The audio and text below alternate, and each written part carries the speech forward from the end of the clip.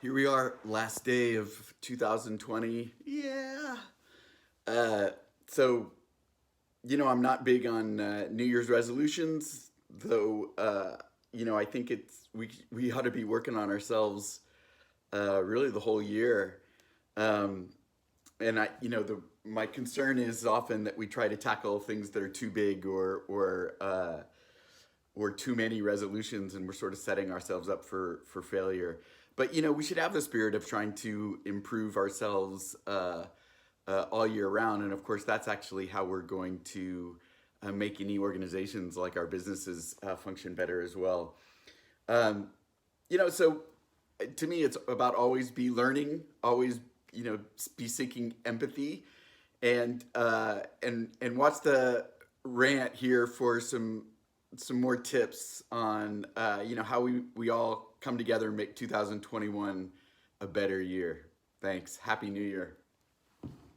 Hi, Brant Cooper here. I'm fortunate I get to travel around the world speaking with startup founders, investors, ecosystem developers. I've learned a lot in my travels. I've got some stories, and I have some thinking that I love to share. Welcome to Brant's Rant. I'm not a big New Year's resolution type of guy. Uh, I think they're often set up for failure, and maybe are a little bit too ambitious, and maybe people come up with too many. And I guess I'm more of the type that really, you can be working on yourself the whole year round. So there's sort of no reason to put all that up into January. Um, I guess I'm a little bit hesitant about that because I kind of did it last year. I didn't make a New Year's resolution, but to be honest, uh, you know, there was I was sort of just by the end of last year, I was kind of tired of drinking, and and partly it was I think my travels, and so what happens is this is not a humble brag or anything, but I use my miles to ride business class, and man, they just will pour you wine as long as you want, and then you get to the destination and you're going out and meeting the local people, and everybody wants to go out and drinks and dinners and all that rest. And by by the by New Year's Eve, 2019, I was just really tired of it, and so I decided at the beginning of 2020 to listen to myself, and so I went 5 months, including travel, including a bunch of different social activities, things that I found uh, in my past that were difficult to not just kind of go along. And yeah, I didn't touch any alcohol, and I think that the most surprising thing to me, well, there were some health benefits, but there was also not as significant health benefits as I was hoping for, which is ironic. Uh, but that's kind of a more complicated story. So I wasn't disappointed. Well, I was kind of disappointed, but anyway, there were some health benefits for sure.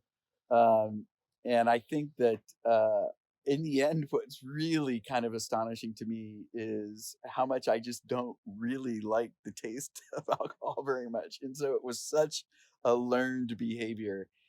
Uh, and so, boy, that was probably 5 6 months ago that I had no drinks, and now I'm happy to have one or two a week or something, if desired.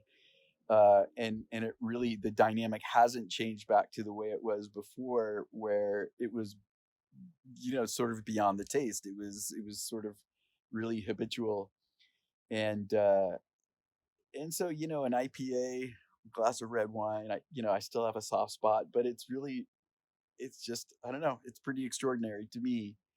um and so I don't know, so it sort of puts me on this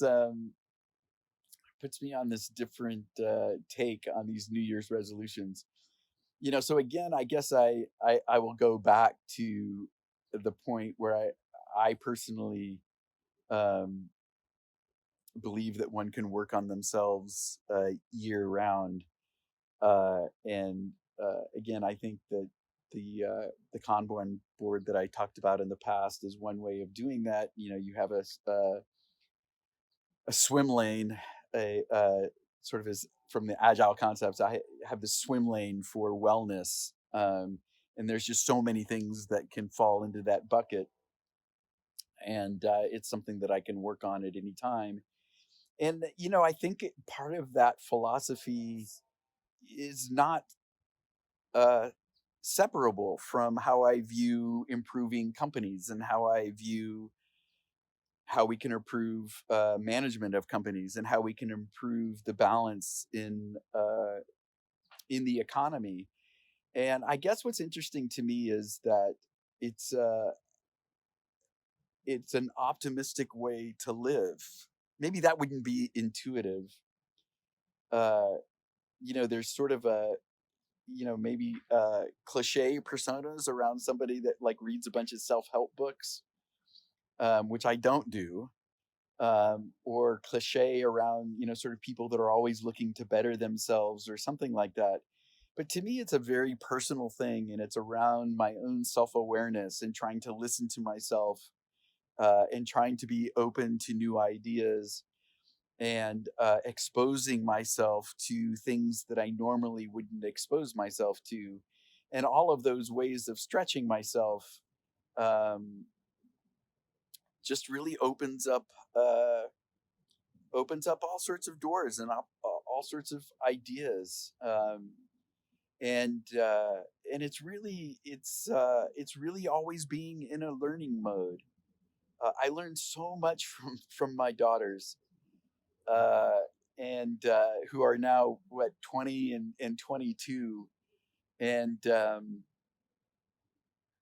just in their own ways extraordinary young women, and willing to think differently and speak their own minds. And I learned so much from them. And so I I I don't know. I guess I made an effort uh, to get to know underrepresented founders, and Black founders and community organizers, and uh, uh, Latino founders. The same thing. So just sort of exposing myself to different elements of the community, um, uh, not in order to be uh, anti-racist, though that is sort of an outcome, but in order for me to understand and just to simply improve myself. Uh, and um, so what is it what's the fear that stops one from doing that is an interesting question. And and of course, it applies to all people. It applies to all of the Black and Latino and Latina and women, and all of these communities. You know, they themselves, I think, maybe more naturally do that, but it's we all can make a concerted effort simply to learn about more about other people, and to open up our senses, uh, and our empathy skills, to understand how people got the way they are. It's important to differentiate between uh, empathy in a way of understanding how people got to the views that they have. It doesn't mean accepting those views. So, I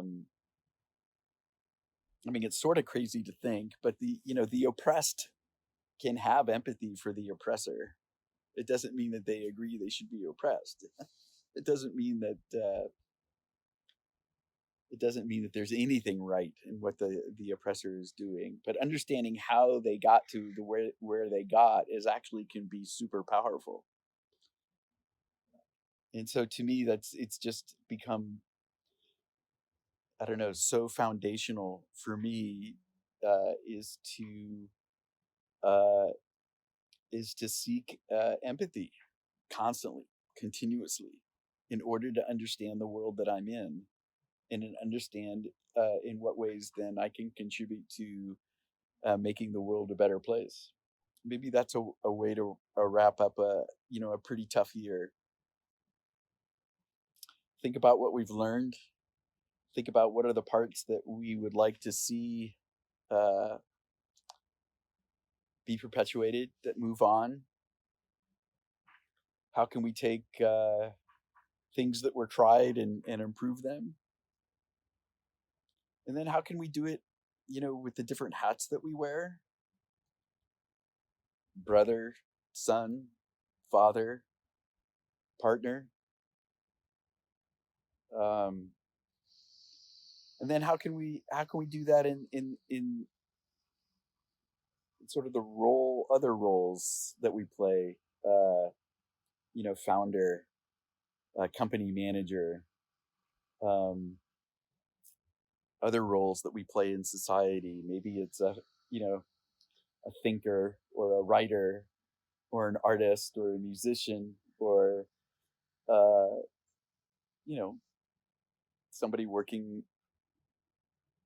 with nonprofits or working in education or working in government. There's a lot of different roles that we can play in order to try to make the world a better place. But you know what? The bottom line is that it's not going to happen. It's not going to happen without you and me doing it. So maybe that's the New Year's resolution for 2021 is you and I are going to go do it. Hey, thanks for listening to Brant's Rant. If we're choosing capitalism here as a society, then let's make it work for a better world. If you'd like to join me as we redefine capitalism for the 21st century, go to beatcoop.co/D4A.